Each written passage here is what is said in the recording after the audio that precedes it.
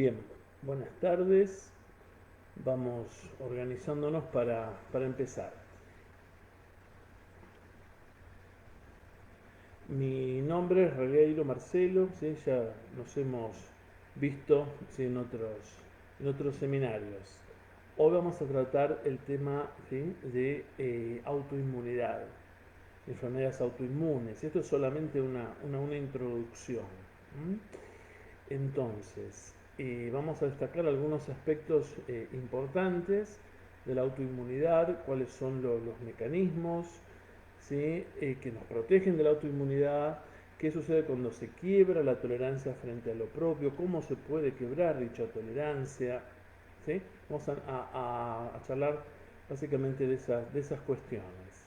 En realidad es una clase, digamos, muy larga si uno quisiera abordar, digamos, las principales patologías autoinmunes, pero de hecho lo que vamos a hacer es dar un panorama de los mecanismos básicos de las distintas patologías autoinmunes.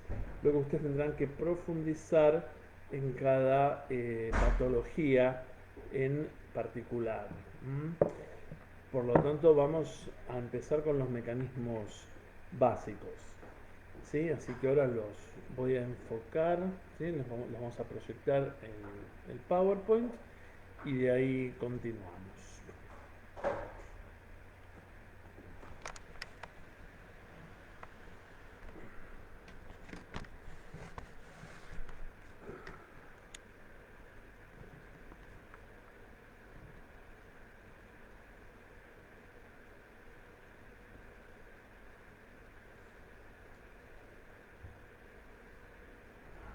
Bien, ¿a qué se denomina enfermedad autoinmune?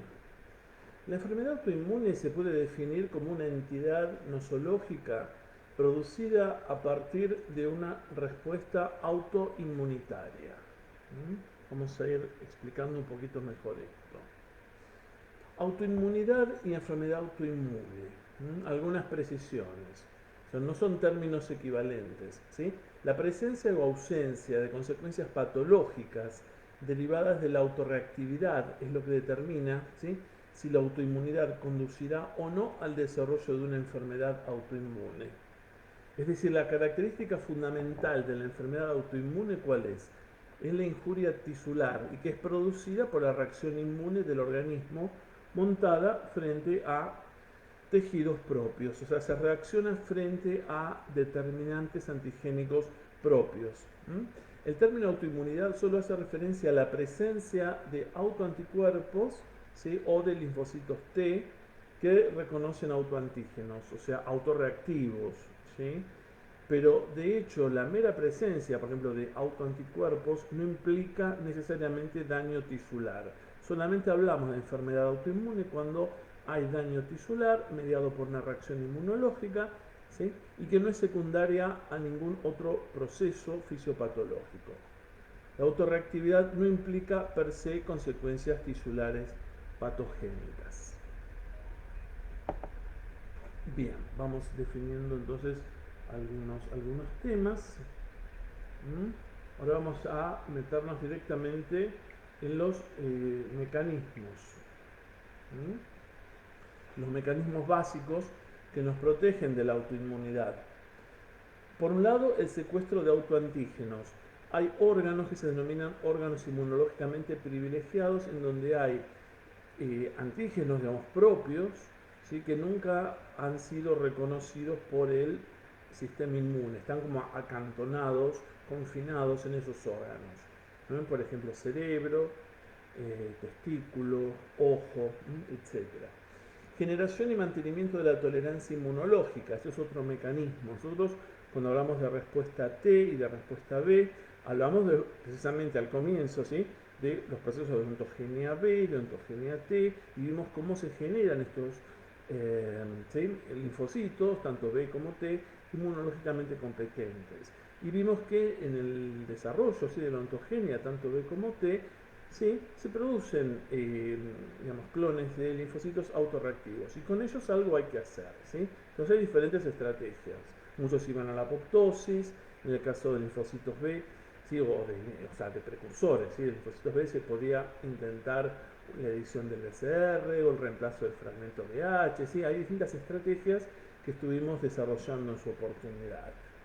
Entonces, hay mecanismos de tolerancia que vamos a dividir centrales y periféricos. Cuando hablamos de central, se está referido más que nada a lo que ocurre en órganos linfáticos primarios, timo, médula ósea. ¿Sí? Y cuando hablamos de mecanismos periféricos, lo que ocurre, digamos, una vez concluida, ¿sí?, el proceso de ontogenia en los órganos, ¿sí?, en la periferia, digamos. Otro mecanismo es la de lesión central de linfocitos T, linfocitos B autorreactivos, ¿sí?, durante el proceso de ontogenia, tanto T como B. Y la energía periférica es lo que acabamos de decir. Otros mecanismos que discutiremos luego y mecanismos regulatorios mediados por linfocitos T regulatorios. Estos son los mecanismos básicos que nos protegen de la autoinmunidad, pero recuerden que estos mecanismos no son infalibles. ¿Cuáles son los criterios principales para definir una entidad clínica como enfermedad autoinmune? Existen los famosos postulados de Witebsky, que se basan en evidencias directas, ¿sí?, indirectas y demás. Las evidencias directas tienen que ver con la transferencia de la enfermedad, mediada por ejemplo por inmunoglobulinas, por pasaje intraplacentario o en un modelo experimental, ¿sí?, o la manifestación de la enfermedad por transferencia a un ratón que tenga una inmunodeficiencia como la inmunodeficiencia, ¿sí?, la IDP combinada severa, inmunodeficiencia primaria. IDP es inmunodeficiencia primaria. Hay también evidencias indirectas que tienen que ver con la detección de autoanticuerpos en la sangre, ¿sí?, de los pacientes o en los tejidos afectados, o la detección de células T autorreactivas, ¿sí? Y por otro lado hay evidencias circunstanciales, como la asociación con otras enfermedades autoinmunes en el mismo individuo o en familiares. Las enfermedades autoinmunes tienden a asociarse, ¿sí? Por ejemplo, la anemia perniciosa y el vitiligo, por ejemplo. Les vamos a dar algunos ejemplos. Otro criterio tiene que ver con la infiltración linfocitaria, con formación de tejido linfoide terciario o presencia de complejos inmunes en los órganos diana, en los órganos blancos, o la asociación con algún alelo del SMH, que luego discutiremos también en profundidad. Y la respuesta favorable que presenta, digamos, o sea, el paciente o el animal, ¿sí?, de experimentación, ¿sí?, frente a la inmunosupresión. ¿Cuáles son las principales características de las enfermedades autoinmunes? Básicamente, como ya sabemos, son la consecuencia de reacciones de base inmunitaria. Son habitualmente enfermedades crónicas, recidivantes muchas veces, dirigidas contra autoantígenos. Su etiología es compleja, es multifactorial, progresiva, en general multigénica, aunque hay también algunos casos de enfermedades autoinmunes producidas por mutaciones puntuales, ¿sí?, en algunos genes específicos que también luego discutiremos. En general, ningún mecanismo inmune per se por sí solo puede explicar su fisiopatología. Y son entidades bastante frecuentes, según algunos autores, afectarían entre el 4 y el 7% de la población mundial. De hecho, van a hablar de enfermedades autoinmunes no solamente en inmuno, sino que seguramente ya han charlado de ellas, sobre algunas de ellas en bioquímica, en fisio, obviamente en pato también, cuando entre en UDH, cuando vayan cursando también las diferentes rotaciones y demás, también las irán viendo. Por eso vamos a centrarnos más que nada en algunas cuestiones que tal vez no vayan a ver, digamos, muy posiblemente en un futuro, cuestiones que tienen que ver más con mecanismos fisiopatológicos más íntimos y no tanto con algunas manifestaciones clínicas que en su oportunidad también verán. La mayoría de las enfermedades autoinmunes, como sabemos, son de naturaleza multifactorial. Entonces tenemos que tener en cuenta que hay un conjunto de genes que otorgan una cierta susceptibilidad, Y hay factores ambientales que pueden ayudar a gatillar, ¿sí? O que pueden actuar, digamos, como desencadenantes, ya sea infecciones, tratamientos con drogas, estrés, tabaquismo, etcétera. Otras características de las enfermedades autoinmunes, ¿cuáles son? Bueno, tendencia a la agregación familiar, mayor incidencia en el sexo femenino. La gran mayoría de las enfermedades autoinmunes digamos, ocurren preferentemente ¿sí? Sexo femenino.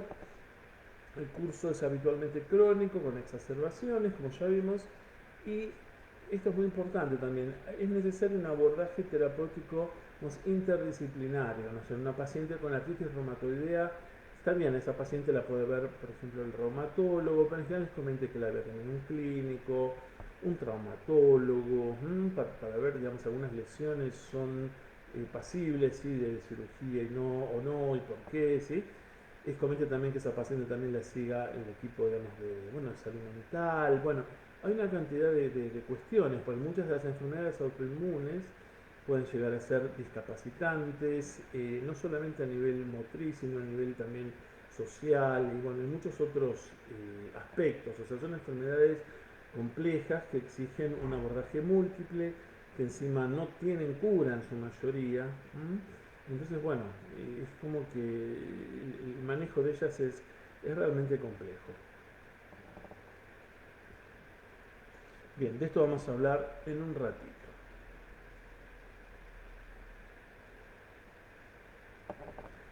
Bien, entonces, vamos también a discutir algunas definiciones que nos van a ayudar también a entender mejor algunas cuestiones. ¿A qué se denomina tolerancia inmunitaria? La tolerancia inmunitaria implica la falta de respuesta a un antígeno, ¿sí? Inducida por la exposición anterior a dicho antígeno. Vamos a volver a las primeras diapositivas. El mismo antígeno puede inducir una respuesta o puede inducir la tolerancia dependiendo de las condiciones de la exposición inmunitaria y de la presencia o no de otros estímulos concomitantes, como puede ser, por ejemplo, la presencia o no de moléculas coestimulatorias. Por eso hablamos que los antígenos pueden ser tolerogénicos o pueden ser inmunogénicos, dependiendo a veces de la forma en que se presentan. Cuando hablamos de tolerancia frente a lo propio, nos referimos a la tolerancia frente a antígenos propios, que esa es una propiedad fundamental del sistema inmune normal. O sea, el sistema inmune nos tiene que defender de potenciales amenazas, ¿sí? Externas. Ahora, cuando el sistema que nos tiene que proteger es el que nos agrede, bueno, ahí empiezan un poco los problemas, ¿sí? Y ahora veremos por qué mecanismos puede llegar a ocurrir estas alteraciones. Entonces, la autoinmunidad implica, obviamente, la reacción contra lo propio, como ya hemos definido. En general, los mecanismos de la tolerancia, ¿sí?, eliminan e inactivan a los linfocitos que expresan receptores de afinidad alta frente a antígenos propios. Esto es lo que nosotros ya estuvimos charlando en su momento, ¿sí?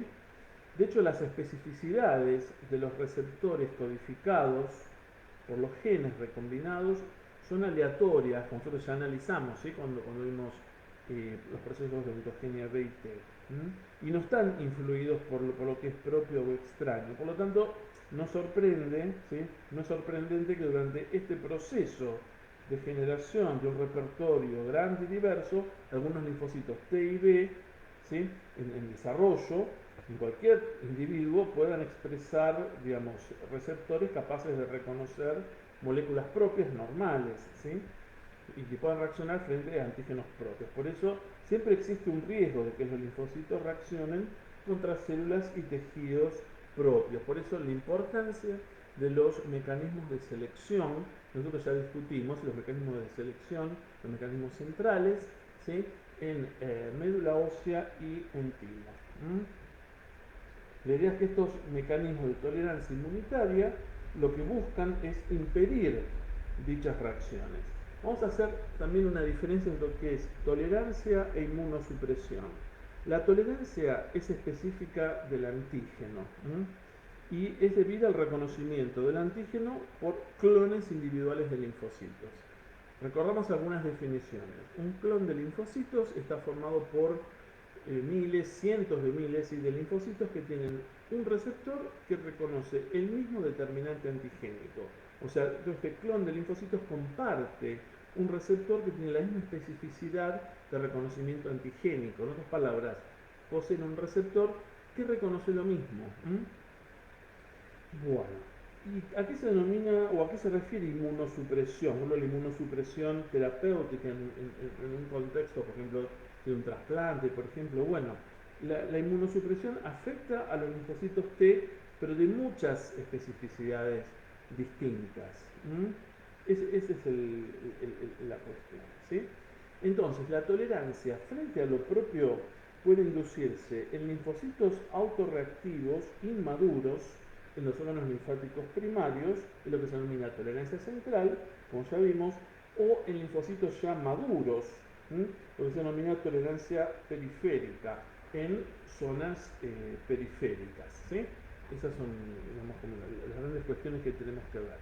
Por lo tanto, la tolerancia central asegura que el repertorio de linfocitos maduros vírgenes sea incapaz de responder a antígenos propios expresados en los órganos linfáticos primarios, ya sea timo para linfocitos T y médula ósea para linfocitos B. Como ya sabemos, estos mecanismos de tolerancia central no son perfectos. Vamos a buscar la diapo correspondiente, aunque esto ya lo hemos visto en repetidas oportunidades.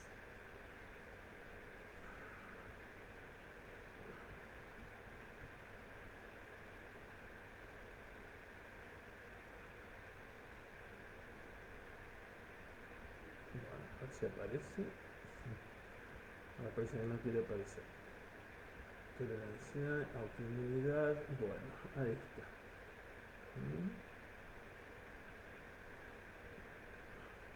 Entonces, hablamos de,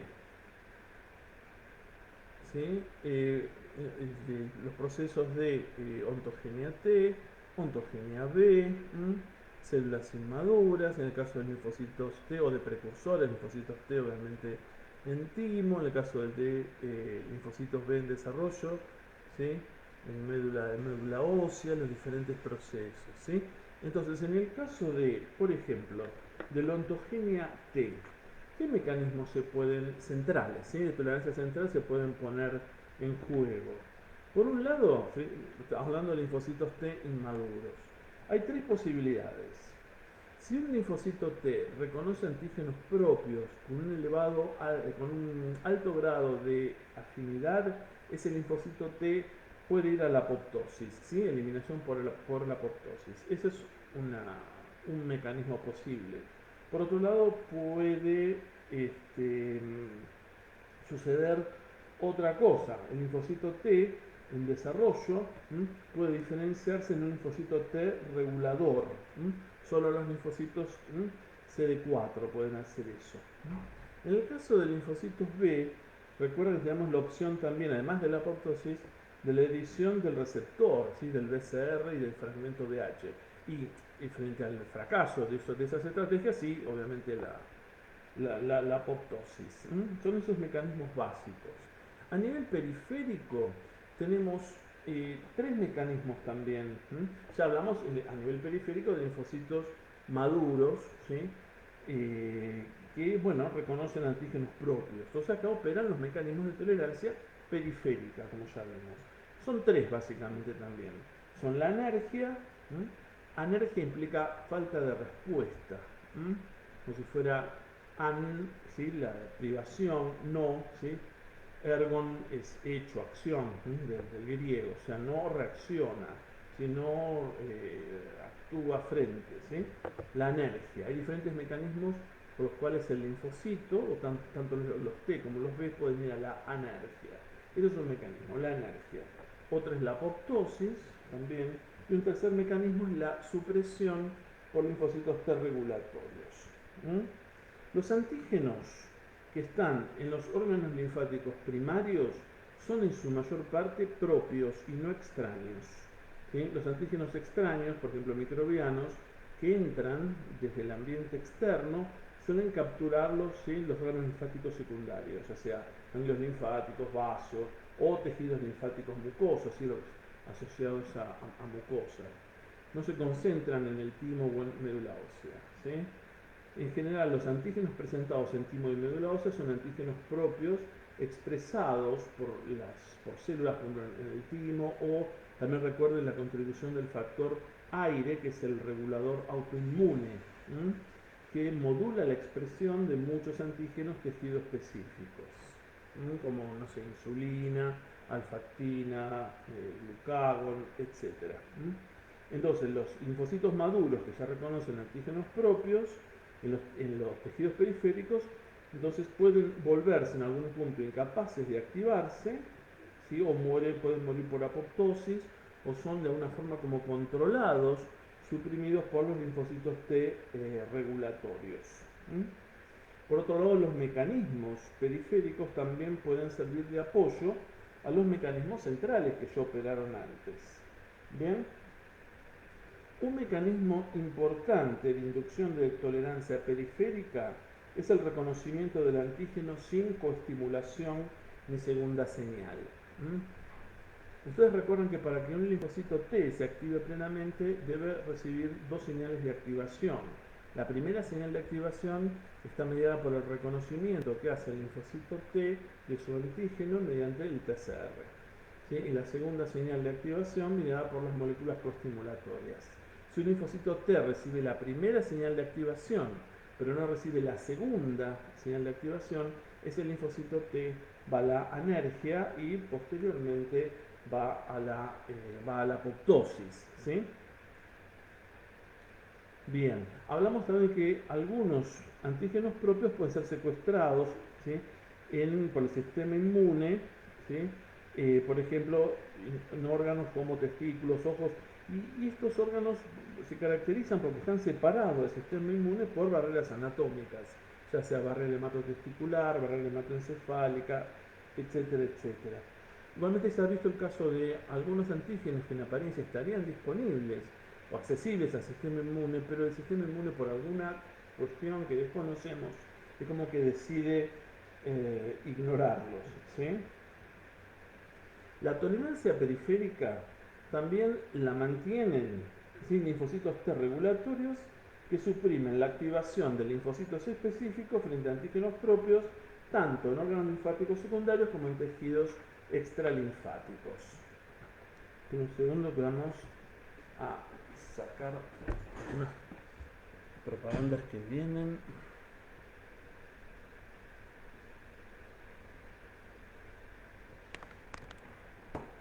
Un segundo y ya seguimos.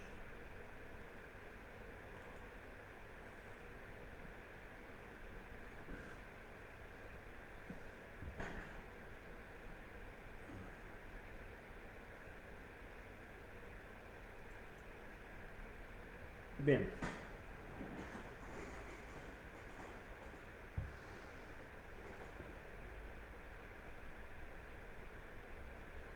Bien, habíamos hablado de la apoptosis. ¿Qué es la apoptosis? La apoptosis, como ustedes ya saben, es la muerte celular programada. Y la apoptosis implica un proceso de selección negativa. Y las señales producidas por el TCR en los linfocitos T inmaduros activan lo que se llama la vía mitocondrial de la apoptosis. Saben que la apoptosis tiene una vía extrínseca o externa mediada por los receptores de muerte y una vía intrínseca que es la vía mitocondrial. Bien, entonces, bueno, de hecho algunos linfocitos T, digamos, que reconocen con alta afinidad antígenos propios, van a la apoptosis, pero otros pueden diferenciarse en un perfil T regulador. Saben que dentro de los linfocitos T reguladores o regulatorios hay dos grandes poblaciones, los T regulatorios naturales y los inducidos. Los T regulatorios naturales se originan directamente en timo y los inducidos Se generan básicamente en periferia, en órganos linfáticos secundarios, por ejemplo, en condiciones tolerogénicas. ¿Sí? Entonces, ahora vamos a hablar básicamente de linfocitos T reguladores o regulatorios naturales. Estos, de hecho, reconocen, como ya dijimos, autoantígenos, ¿sí? Pero entonces uno dice, bueno, ¿qué es lo que determina la elección entre la eliminación de ese linfocito T autorreactivo y el desarrollo de los linfocitos T reguladores? En realidad no se sabe muy bien, pero se supone que esto depende de varios factores. Por un lado, de la afinidad del reconocimiento del antígeno por parte de ese linfocito T. Por otro lado, qué tipos de CPA, de células presentadoras, presentan ese antígeno, qué disponibilidad hay en el ambiente de otras citoquinas, por ejemplo en timo, ¿correcto? O sea, no está del todo bien claro, pero se supone que hay varios factores en juego que ayudarían, por decirlo así, a decidir si ese linfocito T autorreactivo va a la apoptosis o se diferencia en un linfocito T regulador, ¿sí? Regulatorio natural. Los linfocitos inmaduros y maduros, por otro lado, interpretan las señales de reconocimiento del antígeno de forma distinta. Los linfocitos inmaduros muchas veces, suelen ir a la apoptosis, mientras que los maduros pueden activarse. Entonces lo que vamos a ver es qué estrategias se pueden poner en marcha para evitar que esos linfocitos autorreactivos, ¿sí? Se activen. Bien. Vamos a hablar entonces ahora de tolerancia periférica del linfocito T. O sea, ya el linfocito T ya completó el proceso de ontogenia.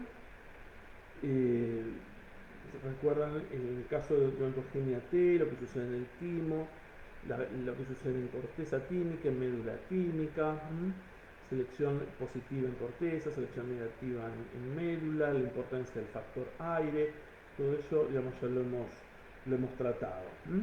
Entonces, vamos ahora a tolerancia periférica del linfocito T. Luego vamos a hablar de tolerancia periférica del linfocito B. Empezamos con T. Para la tolerancia periférica del linfocito T se van a poner en juego tres estrategias básicas: la anergia, la supresión de los linfocitos T, ¿sí? O sea, de los linfocitos por linfocitos T reguladores, y la apoptosis. Estos mecanismos de hecho pueden ser responsables de la tolerancia del linfocito T a antígenos propios específicos de tejidos, especialmente aquellos que no abundan en el timo. Empezamos con la anergia. Tolerancia periférica de linfocitos T, y empezamos con la anergia. Entonces, ya hablamos de lo que implica la anergia, o sea, la falta de respuesta frente a antígenos propios. La exposición de los linfocitos TCD4 maduros a un antígeno sin coestimulación o respuesta inmune innata, ¿sí? Puede hacer a las células incapaces de responder a ese antígeno. Esas células autorreactivas no mueren, pierden su capacidad de responder al antígeno. Se ha postulado que una primera señal prolongada, la primera señal de activación, ¿sí? Como recuerdan, del linfocito T, tiene que ver o está mediada por el reconocimiento del linfocito T, ¿sí? de su antígeno por el TCR. Entonces, una primera señal prolongada podría, según algunos autores, llevar a la anergia. Entonces, lo que se postula es que los antígenos propios podrían mostrarse a los linfocitos T específicos que han escapado, ¿sí? de los procesos de selección central, ¿sí? sin coestimulación fuerte.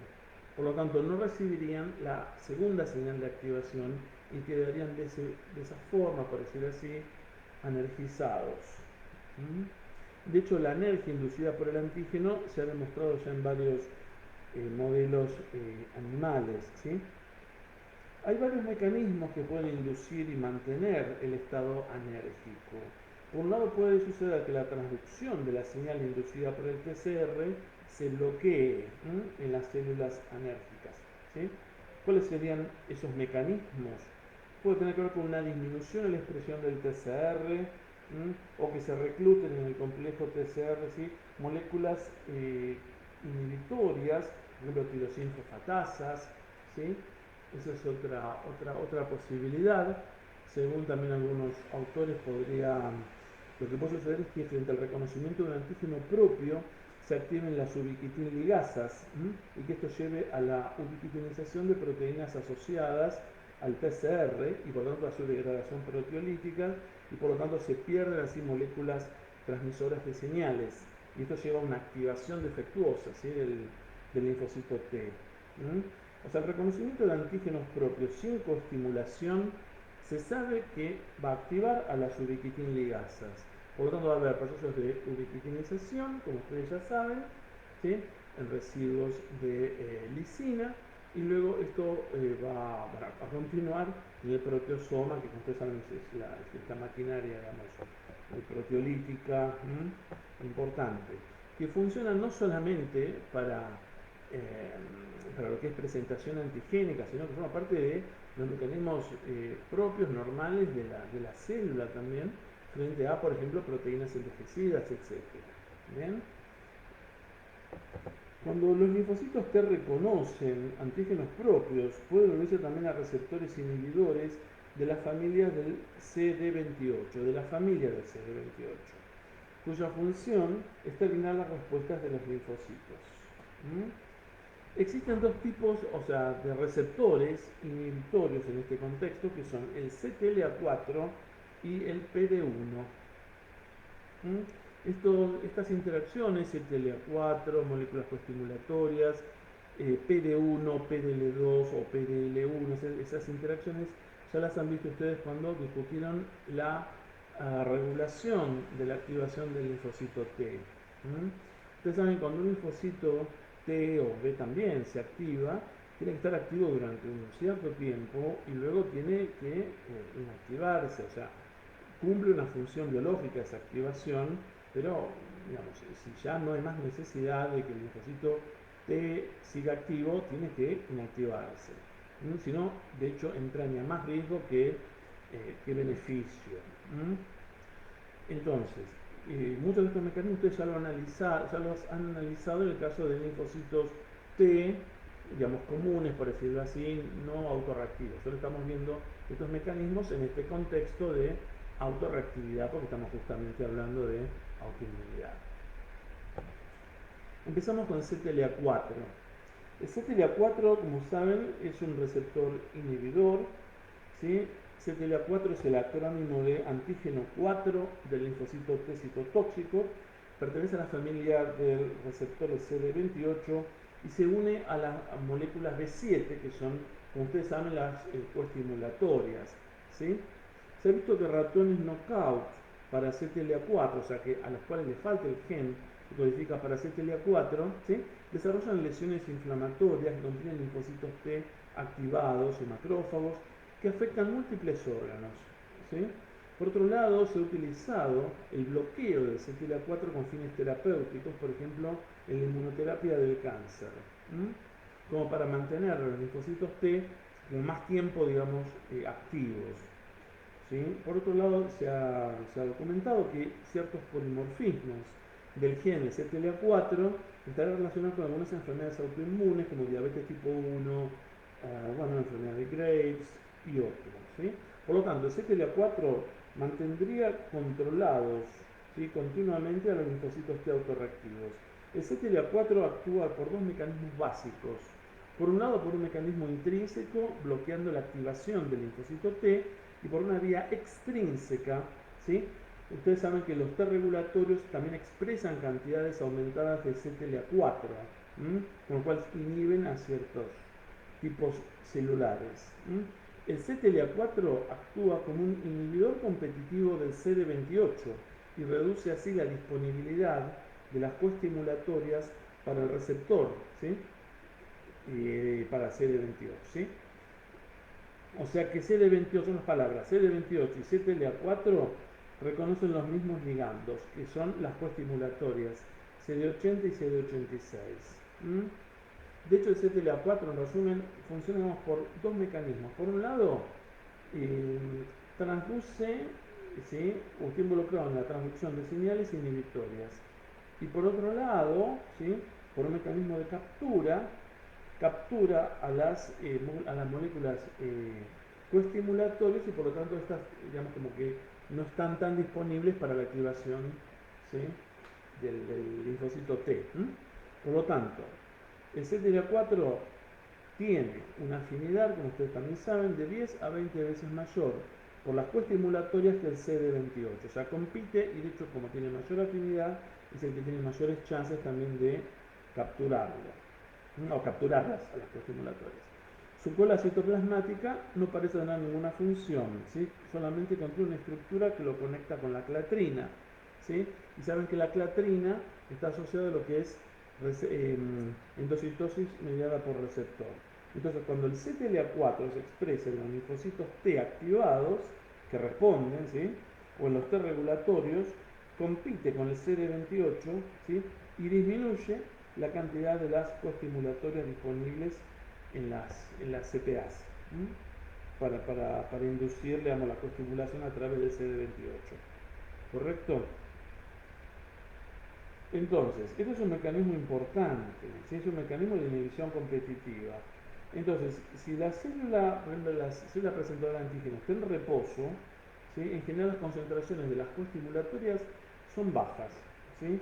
Entonces, en ATs en reposo, que a lo mejor pueden mostrar también antígenos propios, bueno, las concentraciones son bajas y eso es un mecanismo protector, el CTLA4. Ahora, ¿qué sucede frente a una infección, frente a una exposición a un agente microbiano?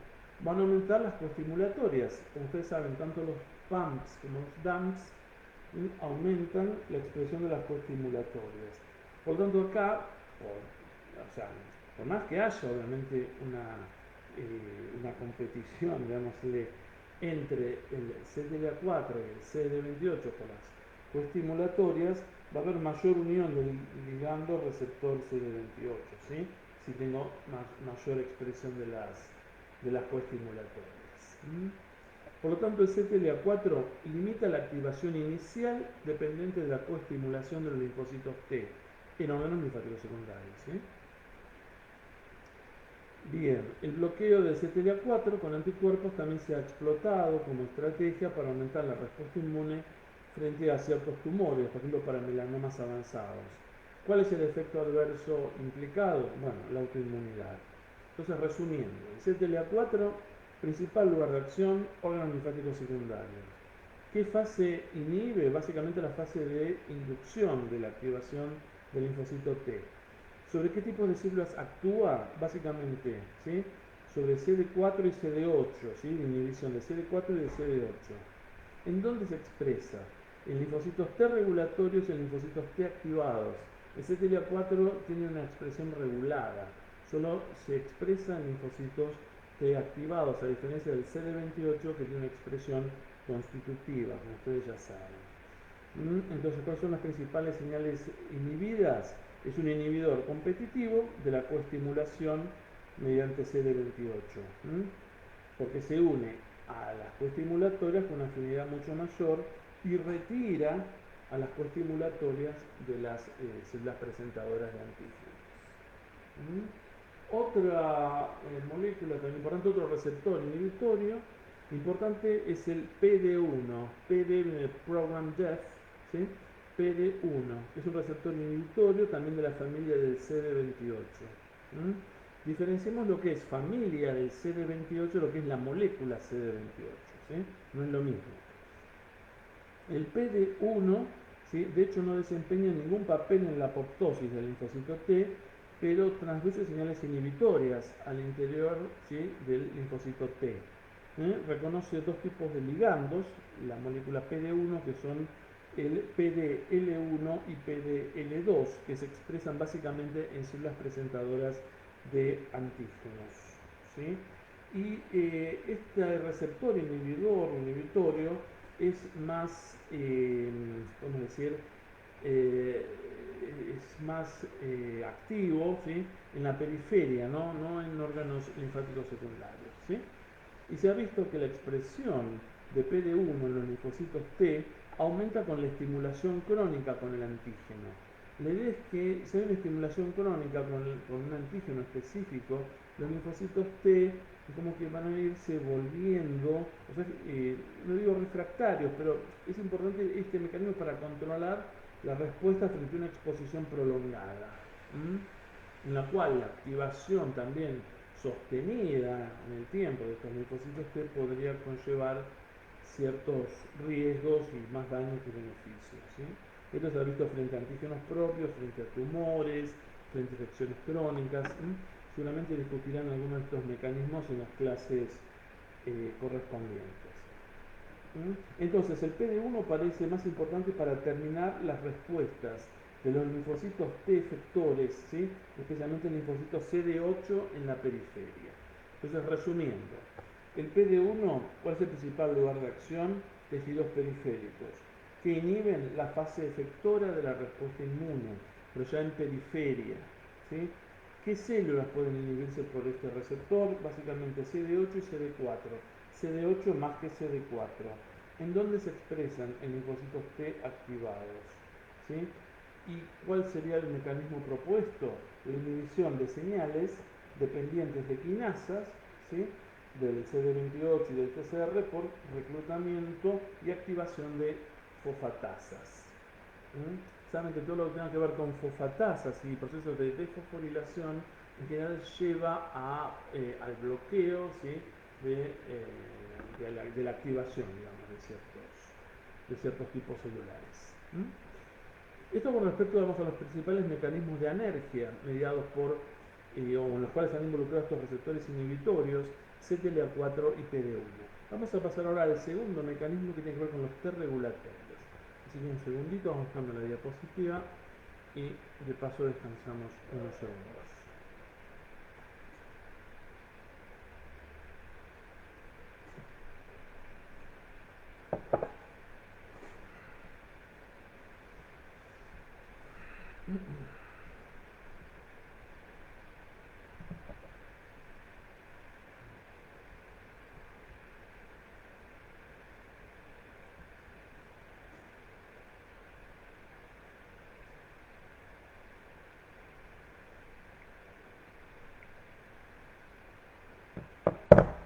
Bien, empezamos con T reguladores o T regulatorios, ¿sí? La idea de que algunos linfocitos pueden controlar las respuestas de otros linfocitos, ¿sí? Esto ya se propuso hace muchos años. Sabemos que existen poblaciones de linfocitos T que suprimen las respuestas inmunes, ¿sí? Mediadas por otros linfocitos T. Entonces, ¿qué son los linfocitos T regulatorios o T-regs?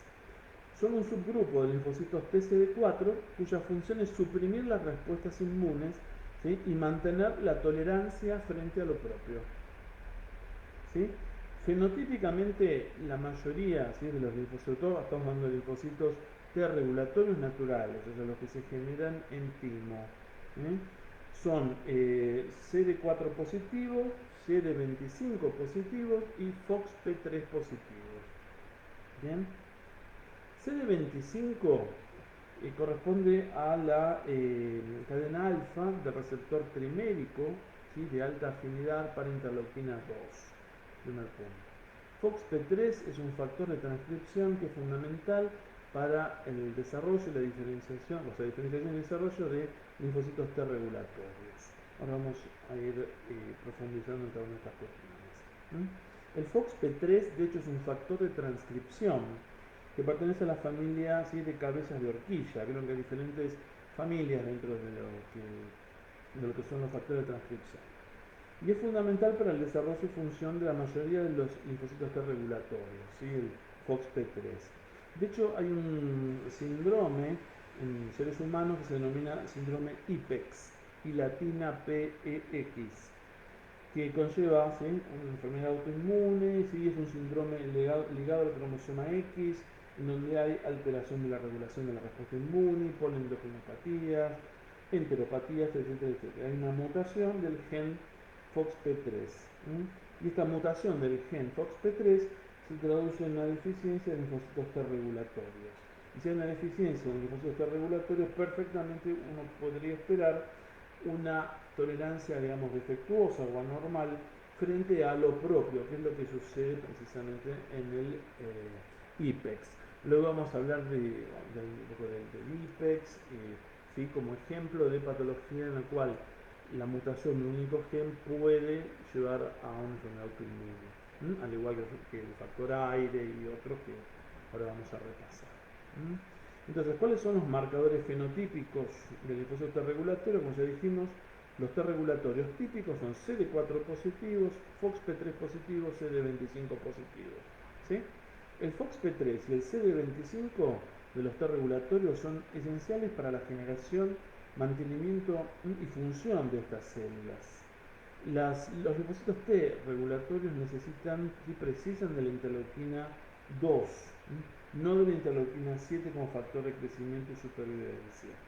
Por otro lado, los linfocitos T regulatorios FOXP3 positivos suelen expresar cantidades altas de CTLA4, que es necesaria para su función,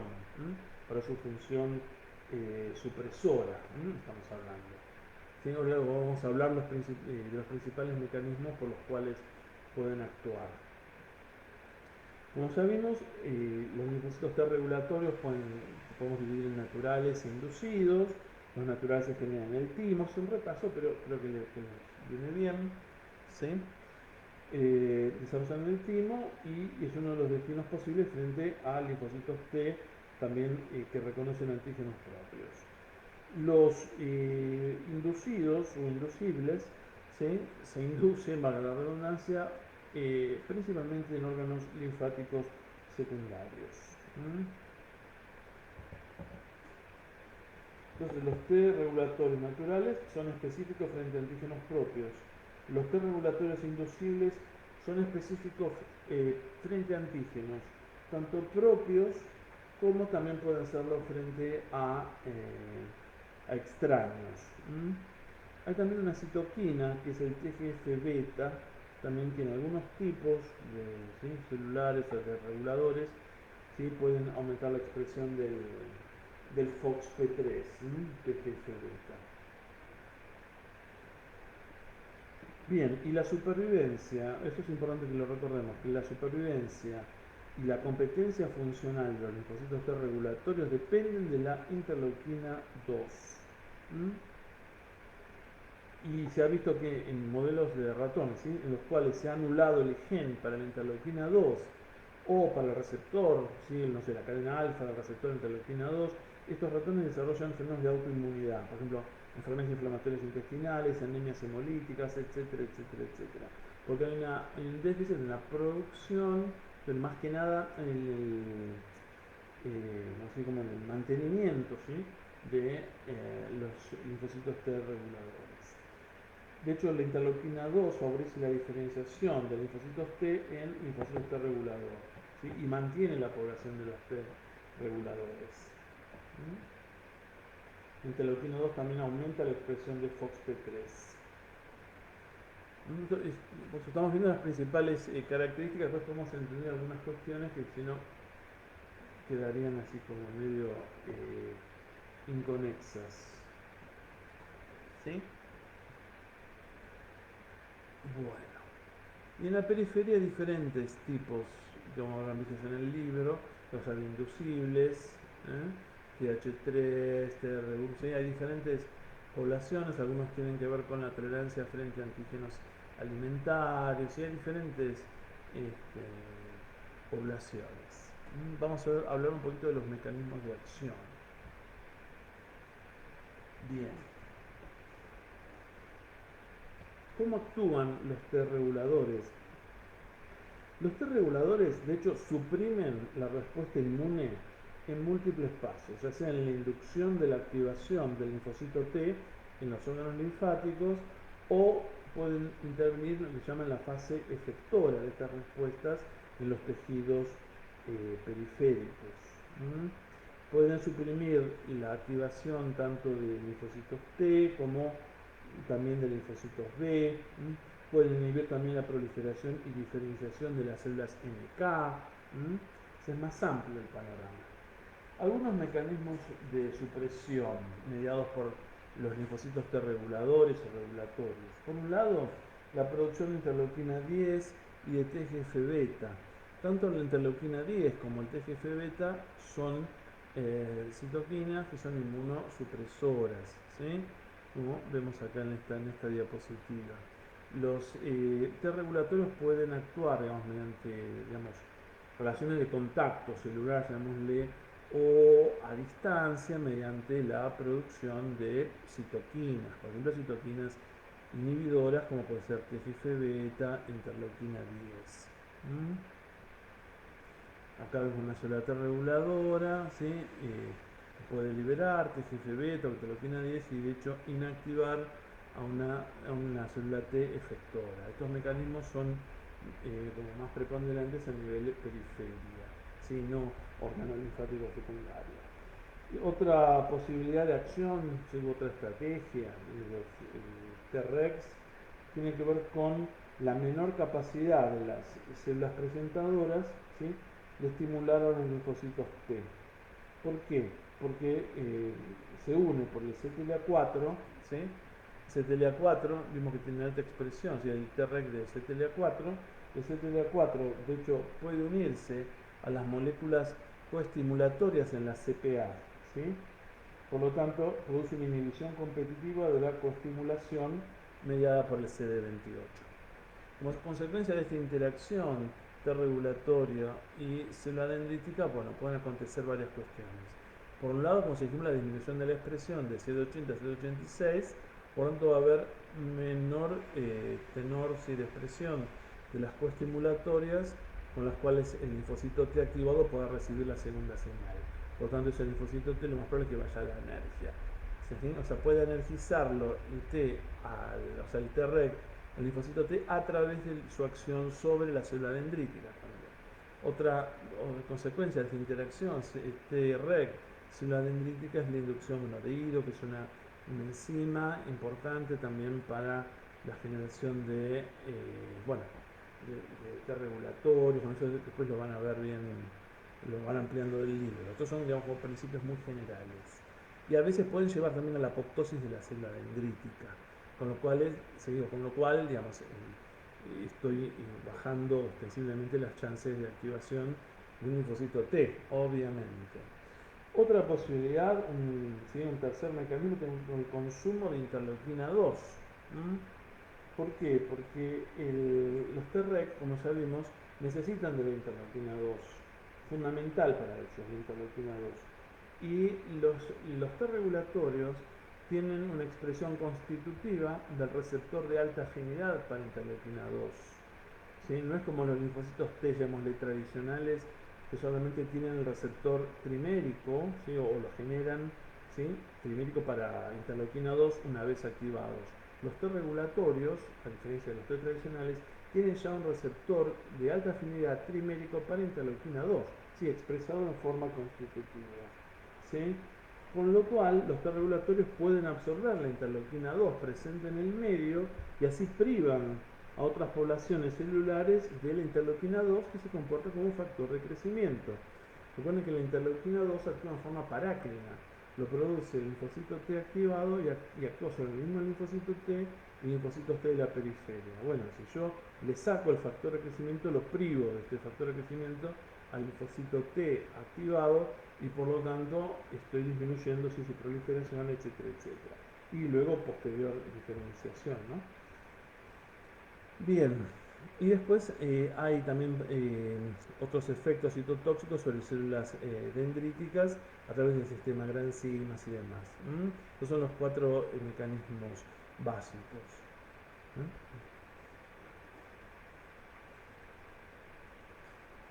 Bien, hacemos una breve pausa de unos segundos. Así nos vamos organizando con otras cuestiones.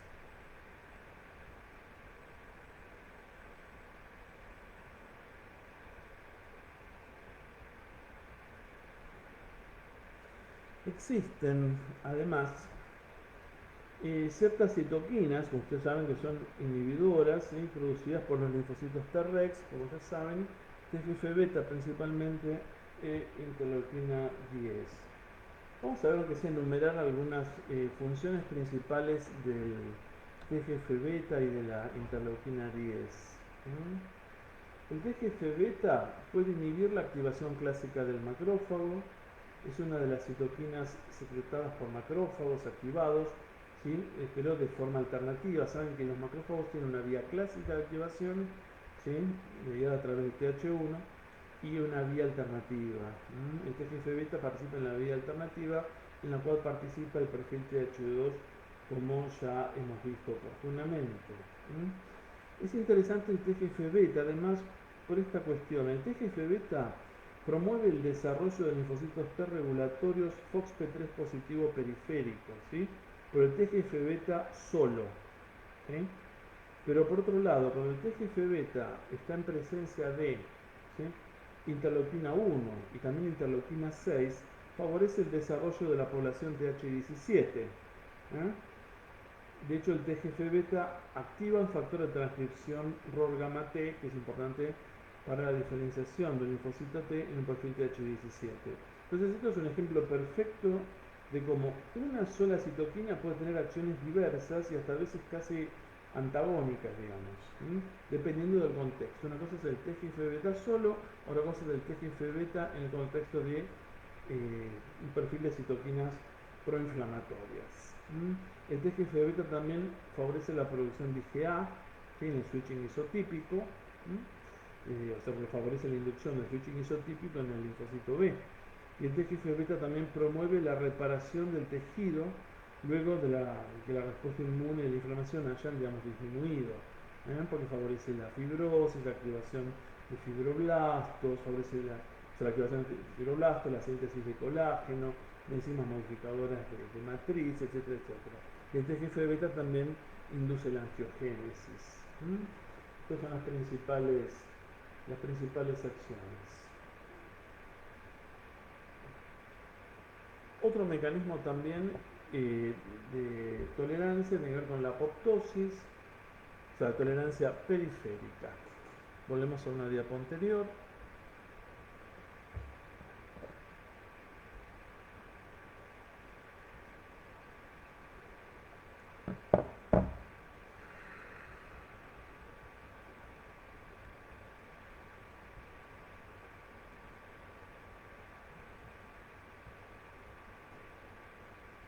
Recuerden que habíamos hablado de apoptosis tanto estamos hablando de siempre linfocitos T, por ahora, ¿sí?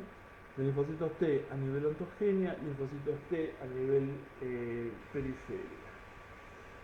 Un breve repaso de apoptosis. Saben que la apoptosis es la muerte celular programada. Saben que existen diferentes formas de muerte celular: necrosis, apoptosis, netosis, etc. Existen varias formas, digamos, de morir, ¿sí? Por lo tanto, ahora vamos a hablar de la eliminación de linfocitos T mediadas por la apoptosis de la muerte celular programada. Saben que la apoptosis puede gatillarse a través de una vía mitocondrial, que es la intrínseca, o una vía extrínseca en la cual está involucrado un receptor, se llama el receptor de muerte. Vamos a empezar con un breve repaso, digamos, ¿sí?, de la vía mitocondrial, que es la vía intrínseca, y está regulada por proteínas que pertenecen a la familia del BCL2. Una cosa es el BCL2 familia de proteínas, otra cosa es el BCL2 proteína individual. Estamos hablando de BCL2 como familia de proteínas. Entonces, frente a una lesión tisular, ya sea a una célula le falta un factor de crecimiento, o no recibe la señal de supervivencia que debería recibir, o se produce un daño en el DNA, ya sea, no sé, por radiación, por lo que fuere, por una droga, o tiene proteínas mal plegadas, por ejemplo, el retículo endoplásmico, que las chaperonas no alcanzan como a replegar correctamente, entonces las proteínas mal plegadas se acumulan, el retículo endoplásmico, saturan el retículo endoplásmico, disparan lo que se llama ¿sí?, la cascada, ¿sí?, de la apoptosis. O sea, hay diferentes estímulos, ¿sí?, que implican un proceso de estrés, ¿sí?, celular. Bueno, las células tienen precisamente sensores de estrés celular. Entonces, frente a estas cuestiones, o frente a estos, digamos, contextos de deficiencia de factor de crecimiento, deficiencia de señal de supervivencia, lesiones ¿sí? O daños en DNA, mal plegamiento proteico, lo que pueden hacer es, ¿sí? O sea, lo que hacen es censar estos daños.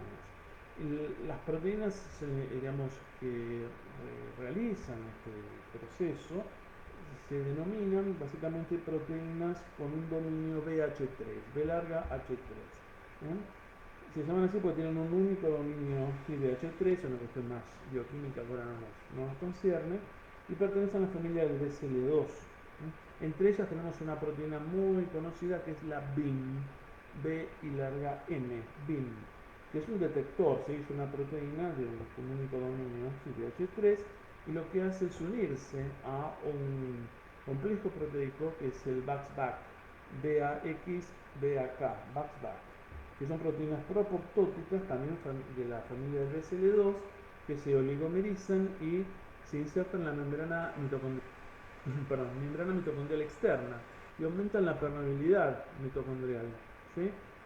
En presencia, ¿sí? Todo lo opuesto, en presencia de factores de crecimiento, factores de supervivencia, se van a expresar miembros de la familia antiapoptótica, como por ejemplo BCL2, BCL2 proteína, no familia, ¿sí? BCL2, B larga CL2 o BCLX, y tanto el BCL2 como BCLX inhiben al BAX-BAC, por lo tanto se mantiene intacta la mitocondria.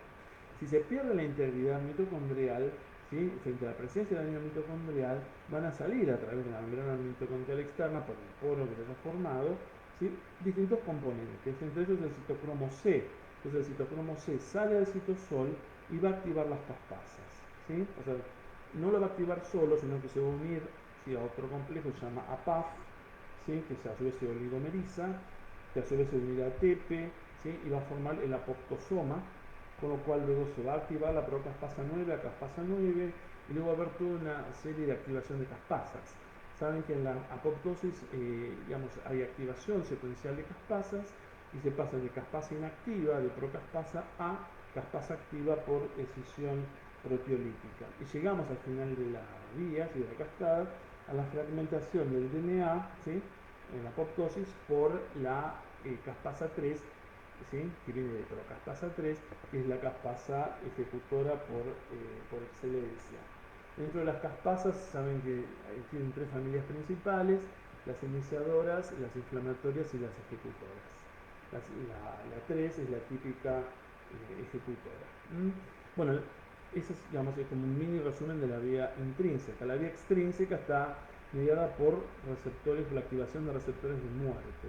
Estos receptores de la superficie celular, ¿sí? Son homólogos a los receptores para el TNF. De hecho, la apoptosis por la vía extrínseca puede gatillarse mediante la interacción entre el Fas ligando Fas y el TNF y el receptor para el TNF.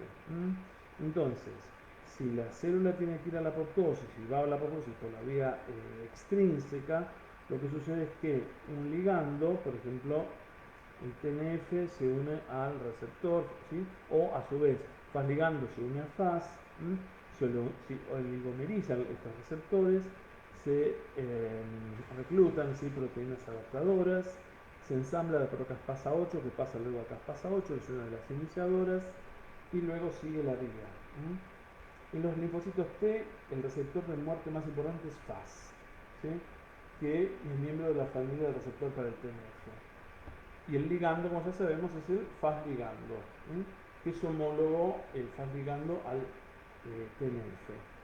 En muchos tipos celulares, esto es interesante mencionarlo, la caspasa 8 puede activar ciertas proteínas con un solo dominio BH3 como la BID, B larga ID, que a su vez se une al BAX-BAC y a su vez eso dispara la apoptosis. Entonces vemos como en muchos casos la vía mitocondrial puede servir para amplificar, para expandir las señales del receptor de muerte que provienen, digamos, de la vía extrínseca. En última instancia, ambas vías, la extrínseca y la intrínseca, en muchos casos terminan cooperando para amplificar la señal. Un par de palabras en relación con la apoptosis creo que van a venir bien, ¿sí? Las zonas apoptóticas se caracterizan porque tienen, digamos, o sea, porque presentan, ¿sí? Van a presentar lo que se denomina cuerpos apoptóticos, ¿sí? Que son, por ejemplo, ¿qué contienen? Núcleos fragmentados, va a haber también blebs de membranas y otros ¿sí? residuos, pero la idea es que están como empaquetados, por decirlo así, están rodeados de membranas, forman cuerpos apoptóticos que luego son fagocitados por los macrófagos. La apoptosis no promueve la inflamación, a diferencia de la necrosis. La necrosis es proinflamatoria, la apoptosis no. En la apoptosis la célula es como que implosionara, ¿sí? Como que explotara para adentro. Y hay ciertos cambios bioquímicos bien claros. Entre ellos fue la exposición de fosfatidilcerina y este fosfolípido hacia el exterior celular. Y estos cambios son importantes, pues son reconocidos por receptores situados, por ejemplo, en los macrófagos, receptores para fosfatidilcerina. Entonces los cuerpos apoptóticos son luego fagocitados y eliminados, sin respuesta inflamatoria. Por otro lado, los macrófagos también, que intervienen en la apoptosis, producen interleuquina 10, que como ustedes saben tiene un efecto inmunosupresor. Bien. Algunas cuestiones también relacionadas con linfocitos T. Esto sería como lo básico también de apoptosis como segundo mecanismo. Entonces discutimos dentro de lo que son mecanismos periféricos, hablamos de la anergia, hablamos de la activación de receptores inhibitorios como el CTLA4 o el PD1, hablamos luego de las principales características de la apoptosis, ¿sí? De los T regulatorios también, y hablamos también de las principales características ¿sí? de la apoptosis. Algunas aplicaciones también prácticas que les pueden interesar. Cuando los linfocitos T reconocen con avidez antígenos propios, pueden activar directamente al BIM, ¿sí? A la BH3, y esto gatilla la apoptosis por la vía mitocondrial. Por otro lado, si no hay coestimulación, o sea, por las coestimulatorias, hay menor expresión de los miembros ¿sí? de la familia antiapoptótica, del BCL2. Ustedes recuerdan que nosotros en su momento cuando hablamos de respuesta T dijimos que el linfocito T para activarse necesita de las dos iones de activación. ¿Sí? La primera señal, medida por reconocimiento antigénico y por TCR, la segunda medida por las coestimulatorias. Y dijimos que luego de esa activación, o sea, de la segunda señal, se sintetizaban proteínas antiapoptóticas. En la apoptosis siempre hay un juego, un equilibrio entre moléculas proapoptóticas y antiapoptóticas. Entonces el tema es ver cuál de esas dos familias es la que prevalece. Entonces dijimos, cuando el linfocito T se activa plenamente, va a proliferar más y a su vez se sintetizan moléculas proapoptóticas. Por eso dijimos, no solamente va a proliferar más, sino que esos linfocitos T activados van a morir menos. Y entonces tiene que ver un poco con esto. Cuando, o sea, si hay una primera señal, y sobre todo son antígenos propios, se dispara la apoptosis por la vía mitocondrial. Si no hay coestimulación, o sea, hay solamente primera señal, disminuye la expresión de los miembros antiapoptóticos, o sea que no hay forma de contrabalancear a la primera señal.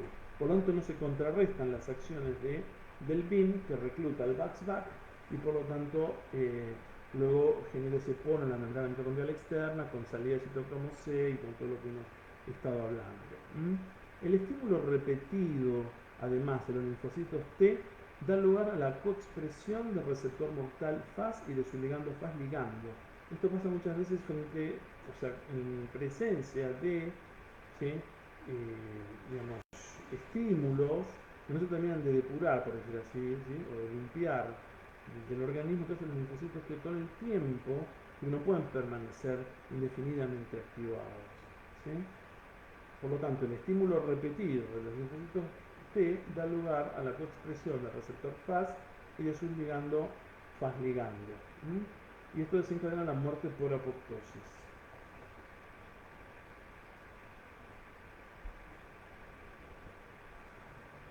Vamos a plantear también como para que vayan quedando claras algunas cuestiones. ¿Sí? Dos escenarios distintos. Tenemos por un lado un contexto, digamos, de que no hay ningún proceso inflamatorio ni infeccioso en curso. ¿Sí? Entonces las células dendríticas que residen en los órganos linfáticos secundarios, tejidos periféricos, ¿sí? Estas células dendríticas tisulares, llamémoslas, ¿sí? Usualmente son células inmaduras que están en estado de reposo, tienen una baja ¿sí? expresión de coestimulatorias y pueden presentar antígenos propios estas células dendríticas tisulares en estado de reposo. ¿Sí? pero no pueden proporcionar un alto tenor, digamos, de coestimulación porque tienen baja expresión de moléculas coestimulatorias. Por lo tanto, los linfocitos T que reconozcan estos antígenos en la periferia se van a volver enérgicos, porque por más que reconozcan al antígeno propio, eso constituiría la primera señal, pero les falta la segunda. Por eso les decía, esto es común, la ausencia, digamos, de coestimulatorias funciona como un mecanismo de reaseguro, para evitar daños, ¿sí? Autoinmunes, por decirlo así. En cambio, si tenemos, por ejemplo, un cuadro infeccioso, las células dendríticas se activan, reconocen, ¿sí? los microbios patógenos y tienen PAMPs, ¿sí? Que son reconocidos por RRP, en las células compuestas con las células dendríticas. Estas células dendríticas luego se activan, van a órganos linfáticos secundarios, saben que los PAMPs y los DAMPs aumentan la expresión de moléculas coestimulatorias. Entonces ya el contexto acá es totalmente distinto, porque acá estas células dendríticas tienen una alta expresión de moléculas coestimulatorias, y esto va a llevar, o puede llevar en muchos casos, a la rotura de la tolerancia que se había mantenido anteriormente. Por eso no es casual que muchos procesos autoinmunes se desencadenen justo en contextos infecciosos. De hecho, la infección, la inflamación, activa las células dendríticas por diferentes mecanismos, y esto conlleva el aumento de expresión de las moléculas coestimulatorias.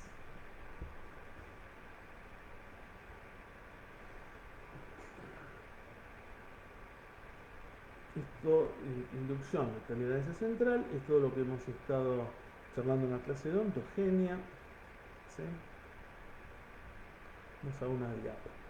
Los linfocitos T vírgenes autorreactivos no encuentran en periferia las condiciones necesarias para activarse. ¿Por qué les falta la segunda señal? ¿Qué es lo que acabamos de mencionar? Estamos hablando de un contexto no infeccioso. Lleva a la anergia clonal. Es como que esto resume un poco lo que hemos dicho, ¿sí? Estos últimos 2-3 minutos.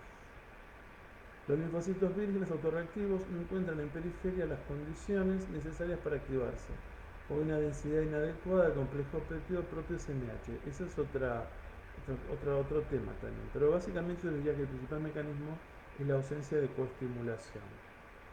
Lo que vamos a ver ahora es qué pasa con los linfocitos B. Hasta ahora todo lo que estamos hablando es de T. Bueno, ¿qué pasa con los B? Bueno, tolerancia, digamos, central B, ya lo vimos cuando discutimos ontogenia B. Médula ósea, todo lo que vimos la última clase. Entonces eso no lo vamos a repetir. Los procesos de división del BCR, todo eso ustedes ya lo manejan. ¿Sí?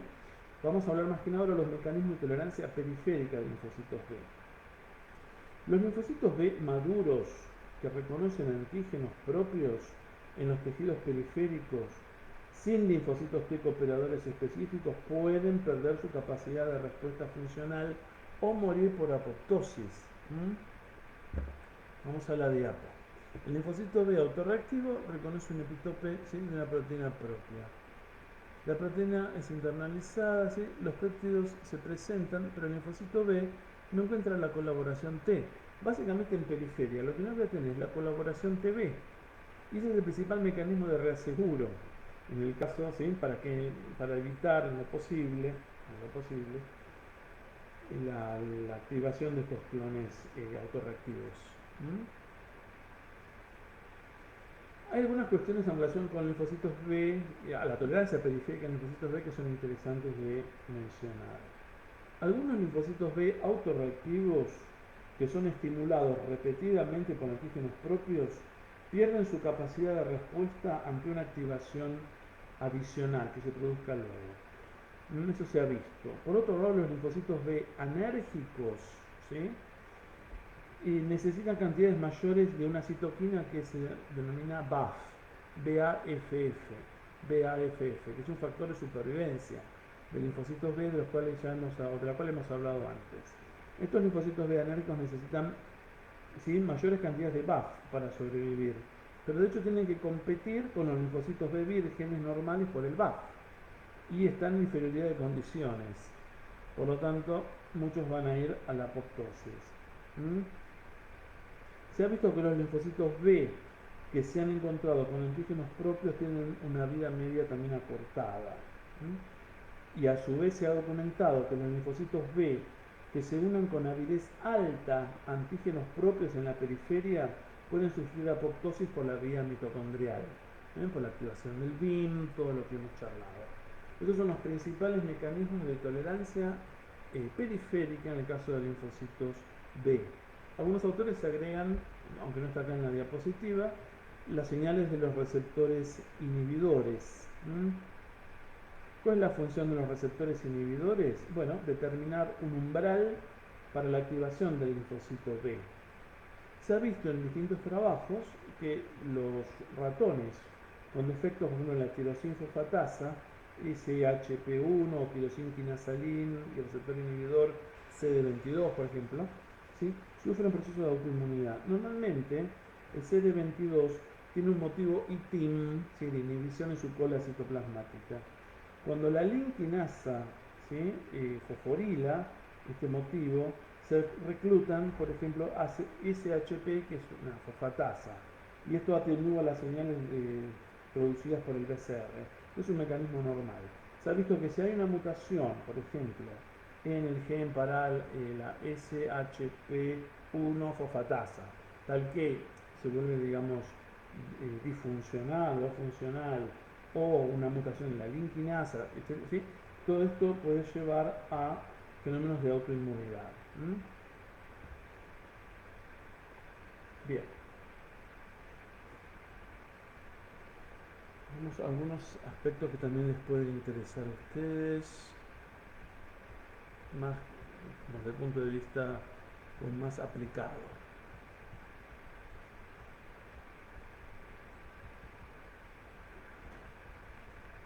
Hacemos un segundito de pausa.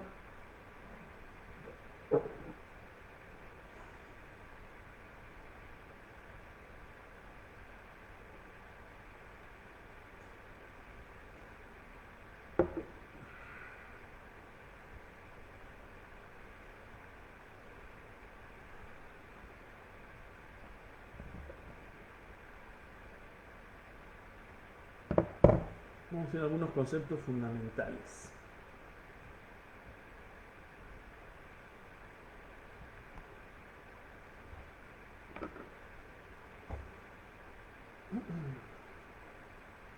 Recuerden que en algunos contextos, por ejemplo, en contextos infecciosos, ¿sí?, se favorece el desarrollo de fenómenos autoinmunes. Porque frente a un fenómeno de infección o necrosis tisular, bueno, esto va a favorecer la llegada de linfocitos, ¿sí?, autorreactivos, por ejemplo. No solamente autorreactivos, o sea, autorreactivos y no autorreactivos, pero también la llegada de autorreactivos.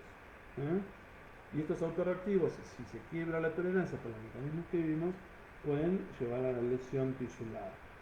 A veces, en casos también de infección ¿sí?, o ciertos procesos inflamatorios crónicos, a veces los antígenos propios, ¿sí?, de, no sé, por ejemplo, en tiroides y demás, pueden modificarse, ¿sí?, ya sea, no sé, iodinarse o por lo que fuere, ¿sí? Los mecanismos, como ejemplo, los antígenos propios pueden sufrir ciertas modificaciones enzimáticas o de otro tipo, tal que los vuelva inmunogénicos, ¿sí? Esa es otra cuestión. A nivel gastrointestinal puede haber también cambios en el microbioma del hospedador por ciertas cuestiones, por drogas, por ciertas, ¿sí?, por cuales se rompe ese equilibrio. O sea, cada una de estas cuestiones es, digamos, un mundo en sí mismo. Ustedes habrán visto en inmunidad de mucosas, bueno, cómo se mantiene ese equilibrio y la tolerancia. Las enfermedades autoinmunes, vamos a volver igualmente a la infección, al contexto infeccioso. Entonces, tolerancia, mecanismos de inducción de tolerancia, centrales, ontogenia, periféricos, todo lo que venimos discutiendo hasta ahora, ¿sí?, es un esquema básico de la clase de lo que hemos desarrollado hasta ahora. ¿Sí? Se puede romper la tolerancia por la alteración de mecanismos homeostáticos, reconocimiento de antígenos propios, autoinmunidad, bueno, esto es lo que ustedes conocen. ¿Sí? Bien. Ahora, lo que perdí la diapositiva, perdón, ya vamos a encontrarla. Acá. Y tradicionalmente se dice, o se dijo, las enfermedades autoinmunes las podemos dividir en sistémicas, ¿sí? Y en órgano-específicas o específicas de órganos. Las enfermedades sistémicas, por ejemplo el lupus, donde hay formación de complejos inmunes circulantes frente a antígenos propios, frente a una multiplicidad de antígenos propios, ¿sí? Más anticuerpos específicos dirigidos contra tratamientos antigénicos propios, normales, o sea, lupus es el típico ejemplo de enfermedad sistémica, también artritis reumatoidea, etc. No afecta solo a las articulaciones, ¿sí? Y después hay enfermedades específicas de órganos como miastenia gravis, diabetes mellitus 1, ¿sí? Hashimoto, eso es lo que siempre se dijo. Pero en la actualidad se considera que todas las patologías autoinmunes conllevan en mayor o en menor grado siempre un compromiso sistémico. Aún ciertas patologías autoinmunes tiroideas pueden tener un compromiso, por ejemplo, articular, etc. O sea que esta distinción entre órganos específicas y sistémicas un poco ha quedado en desuso, ¿sí? Y todas en general, en mayor o menor medida, las autoinmunes tienen un compromiso que va más allá del órgano que uno asociaría en primera instancia como órgano blanco, sobre todo en las que siempre fueron consideradas órganos específicas, ¿sí? Y hay distintos mecanismos, efectores que son responsables de la lesión tisular. Puede haber un depósitos de inmunocomplejos, no sé, en las paredes de los vasos, en los glomérulos, ¿sí? Dependiendo del sitio anatómico, puede ser una vasculitis, una glomerulonefritis, etc. ¿sí? A veces los mecanismos fisiopatológicos tienen que ver con no el complejo inmune per se, sino con autoanticuerpos circulantes, ¿sí? En otros casos podemos tener linfocitos T autorreactivos en circulación. Las enfermedades autoinmunes pueden tener un mayor predominio en lo que es el aspecto humoral o el aspecto celular. Por ejemplo, se dice que el lupus es fundamentalmente humoral, por toda la cuestión, digamos, autoinmune medida por anticuerpos y demás. Como por ejemplo también se dice que en la esclerosis múltiple predominan los mecanismos celulares, ¿sí? Pero digamos, nunca son netos o totalmente celulares o totalmente humorales.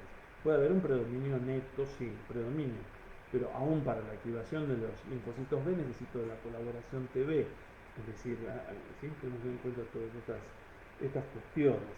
Por eso van viendo cómo en esta etapa de la cursada pueden empezar a integrarse y aplicar algunos conceptos que ya estuvimos trabajando en la primera parte de la cursada. Las enfermedades autoinmunes tienden a ser crónicas, como sabemos, progresivas. En gran medida, ¿por qué? Porque los antígenos propios que desencadenan estas reacciones son persistentes. Uno no se puede sacar de encima el antígeno que, digamos, está desencadenando, ¿sí? el fenómeno. Distinto, por ejemplo, el caso de, no sé, si una persona es alérgica, puede evitar la exposición a ciertos alergenos, ¿sí? Del medio ambiente, eso es distinto. En el caso de una enfermedad autoinmune, digamos, el autoantígeno está en mi propio organismo, por decirlo así, ¿sí? Una vez que comienza la respuesta inmune, muchas veces se activan otros mecanismos de amplificación en las patologías autoinmunes y esto lleva a que se perpetúe la respuesta, ¿sí? Una respuesta, por ejemplo, iniciada contra un antígeno propio puede dañar un tejido y a su vez liberar o alterar la estructura de otros antígenos tisulares. Entonces, esto a su vez lleva a la activación de linfocitos específicos frente a estos nuevos antígenos que antes no estaban disponibles o no eran reconocidos por el sistema inmune, ¿sí? Lo que se llama propagación del epítopo. Y esto lleva obviamente a la perpetuación de la enfermedad. Esto es muy claro, por ejemplo, en Hashimoto, es muy claro también en diabetes tipo 1. ¿Bien?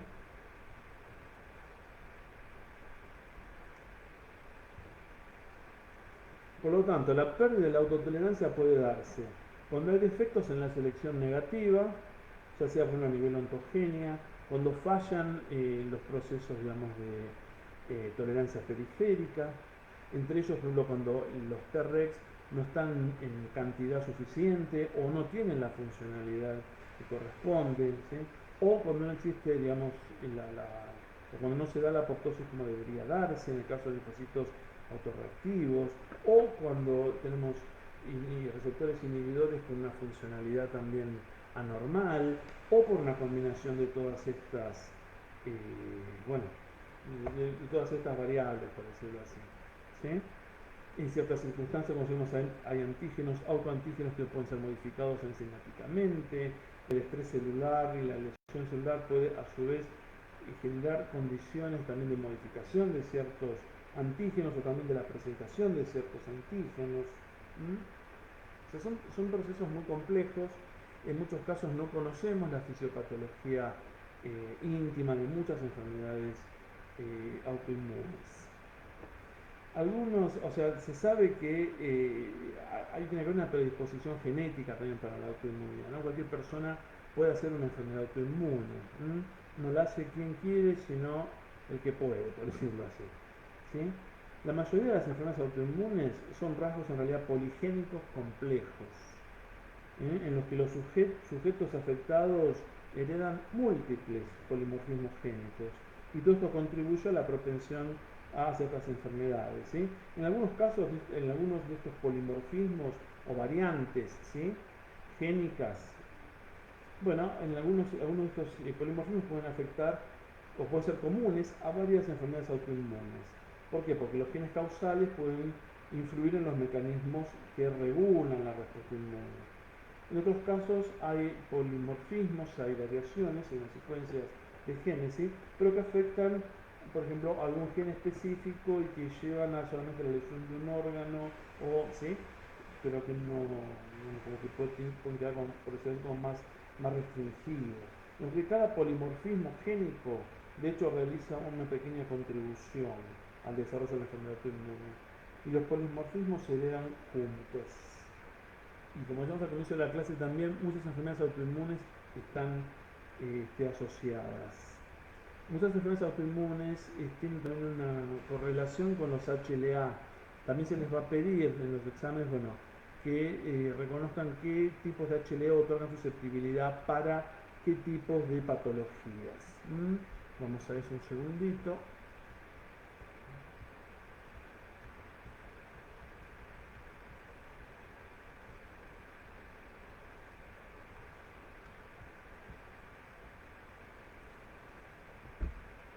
¿Sí? Acá tienen, bueno, diferentes enfermedades autoinmunes, autoantígenos, tejidos, células, ¿sí? Por ejemplo, para hablar de un caso bien claro, una asociación de una enfermedad autoinmune y el HLA, por ejemplo, la espondilitis anquilosante. La espondilitis anquilosante está relacionada con un HLA que es el B27, B larga 27. ¿Sí? Los sujetos que tienen HLA B27 poseen una probabilidad 100 veces mayor, ¿sí?, que la población general a padecer espondilitis anquilosante que los que no lo tienen. De hecho, la espondilitis anquilosante es uno de los poquitísimos ejemplos en donde los hombres son afectados más frecuentemente que las mujeres. Creo que es una excepción, o sea, creo que es la única, ¿sí? Pero el HLA-B27 para lo que son las patologías reumatológicas cero negativas es fundamental, ¿sí? Sobre todo otorga susceptibilidad aumentadísima para la espondilitis anquilosante, ¿sí? Ustedes saben que las moléculas de CMH2, por ejemplo, ¿sí?, DPQ, DPR, participan en la selección y activación de los linfocitos CD4. Entonces, de hecho, el CMH2 no solamente presenta, sino también, ¿sí?, sino también es importante a la hora de seleccionar, ¿sí?, a los linfocitos T que van a sobrevivir, porque el punto en principio es no solamente qué presento, sino en qué contexto presento el antígeno. Ese es el tema principal. En muchas enfermedades autoinmunes, los polimorfismos de nucleótidos están relacionados con enfermedades, se relacionan con enfermedades que codifican, con las cuales se codifican aminoácidos de la hendidura de unión a los péptidos de las moléculas del CMHA. Quiere decir que los aminoácidos polimórficos del CMH se localizan dentro de las hendiduras y adyacentes a ellas. Recuerden la estructura del CMH y la hendidura.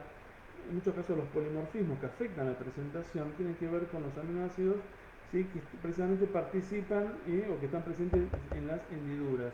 Porque esos son los que porque la estructura de las hendiduras es el determinante fundamental. ¿Para qué? Para las dos funciones principales del CMH, ¿cuáles son? La presentación antigénica y el reconocimiento por, ¿sí?, los linfocitos T. Con respecto bueno, patologías autoinmunes tienen que tomar el libro y estudiar las principales, ¿sí? O sea, reumatológicas, endocrinológicas, hematológicas, neurológicas, ¿sí? Un poco como hacen también en patología. O sea, de hecho, en el tutorial seguramente van a considerar algunos ejemplos de patologías autoinmunes, bueno, como cuando las sospecho, qué estudios laboratorios pedir, qué manifestaciones clínicas, cómo se encontrar, etcétera, etcétera. ¿Mm? Acá tienen solamente algunos ejemplos, algunas enfermedades autoinmunes, enfermedades de Graves, autoantígeno receptor para TSH, TFC así, tirocito, qué diferencia hay entre Graves y Hashimoto, ¿sí? Eso lo van a ir también estudiando, ¿sí? Del libro, y lo van a ver en diferentes materias. ¿Sí?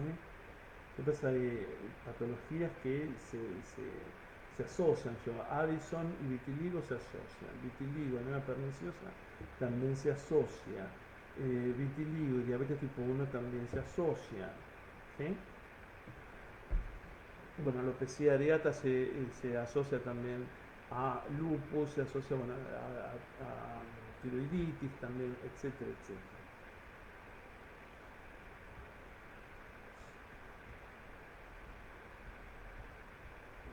Quería mostrarles el cuadro de antes, ¿sí? Vamos a hablar, ¿sí? De algunos ejemplos de mutaciones de un solo gen que causan enfermedades autoinmunes.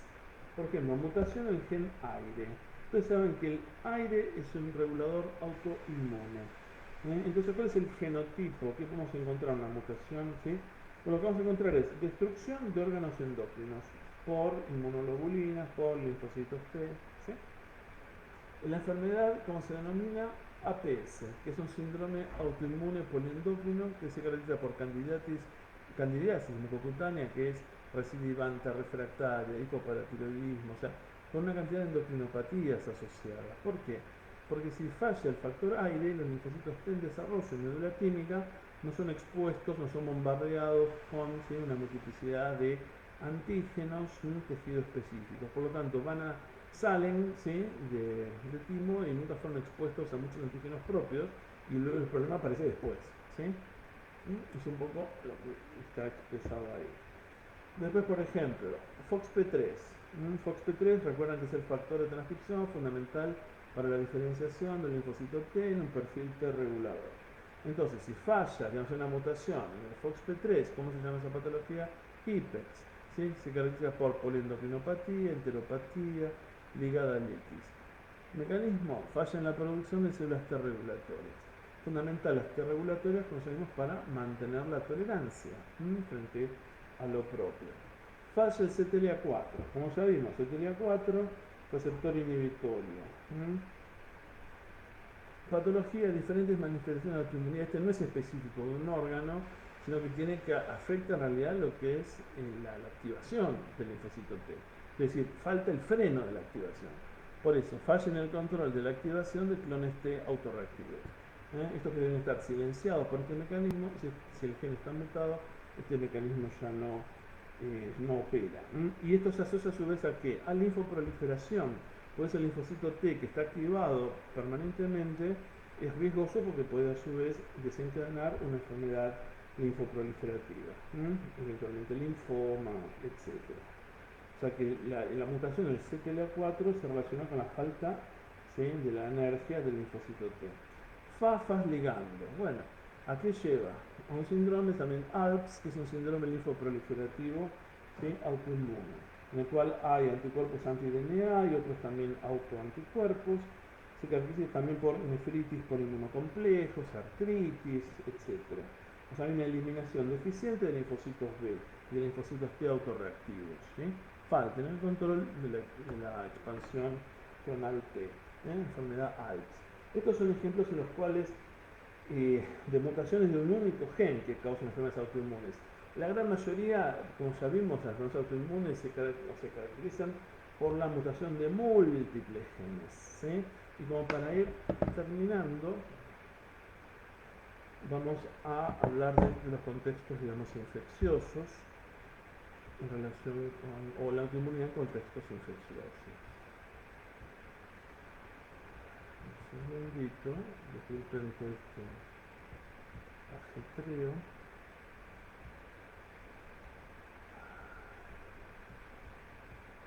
Acá tiene un ejemplo de distintas patologías, ¿sí?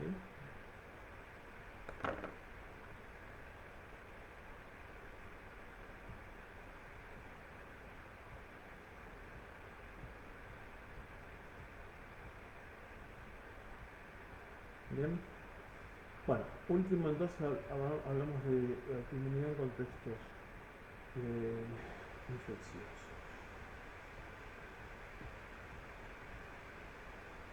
Factores de riesgo de autoinmunidad, factores ambientales. Por ejemplo, en el caso de las infecciones. ¿Sí? Las infecciones virales y también las infecciones bacterianas, de hecho, pueden contribuir al desarrollo y también las exacerbaciones de la autoinmunidad. Ustedes saben que la infección en tejidos locales particulares lleva a la activación de la respuesta inmune innata. Se activan las células presentadoras, se reclutan leucocitos, las células presentadoras empiezan a expresar las coestimulatorias, ¿sí? Y ahí viene con todo el tema de las coestimulatorias que estuvimos charlando, con la ruptura de la tolerancia. Los microbios de hecho pueden unirse también a TLR situados en células dendríticas y producir citoquinas activadoras de linfocitos, ¿sí? Por ejemplo, ese es otro mecanismo. Hay un mecanismo bien claro que es el del mimetismo molecular. Muchas veces puede ser, también en algunos contextos infecciosos, además de esta cuestión que ya estuvimos hablando de que en contextos infecciosos aumenta el tenor de las coestimulatorias y la señal de activación de linfocitos T, ese es un mecanismo importante. Pero también hay un segundo mecanismo que es el del mimetismo molecular. ¿Por qué? Porque algunos microbios pueden contener antígenos que muestran reactividad cruzada, o sea que tienen alguna similitud estructural con antígenos propios, mimetismo molecular. Por ejemplo, clones T que reconocen antígenos específicos del patógeno y alguna célula del huésped puede tener algún antígeno que guarde por su similitud, que sea similar estructuralmente a ese antígeno del patógeno. Mimetismo molecular. Primero en la fibra reumática, en la cual existen anticuerpos antiestreptocócicos que reaccionan de forma cruzada con también algunas proteínas en miocardio. Ese es el típico ejemplo, aunque no el único. Y por otro lado también puede haber en un contexto infeccioso, obviamente, daño tisular. Y si hay daño tisular, ¿sí? Se pierde la indemnidad celular y se pueden exponer antígenos propios que antes estaban ocultos. ¿Sí?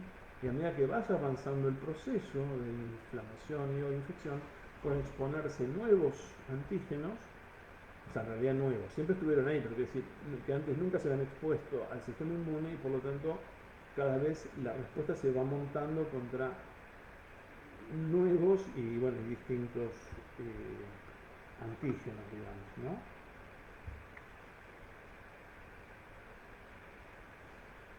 Este es un mecanismo también muy importante.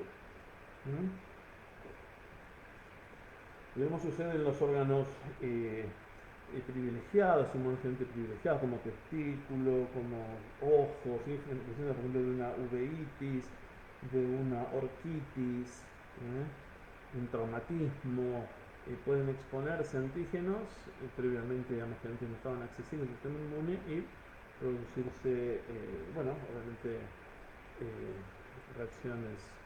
reacciones autoinmunes.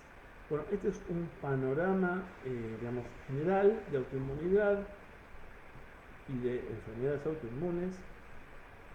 En la presentación también tienen, porque antes lo dábamos un ejemplo, bueno, de una patología como la artritis reumatoidea, ¿sí? Bueno, y sistémica, y otra también que dábamos de, bueno, esclerosis múltiple más tejido específica. Esto igualmente van a ver muchas de estas cuestiones en el tutorial y queríamos más que nada hacer hincapié en los mecanismos fisiopatológicos. Si ustedes tienen que manejar lo que hemos discutido en clase, más digamos, lo correspondiente a cada patología, digamos, de las principales. Es el lupus, AR, Hashimoto, Graves, bueno, creo que sea también glomerulonefritis, diabetes tipo 1, Anemias hemolíticas, bueno, miastenia gravis, Eaton Lambert, etcétera, etcétera. Digamos, fíjense igualmente, ¿sí? También Sjögren.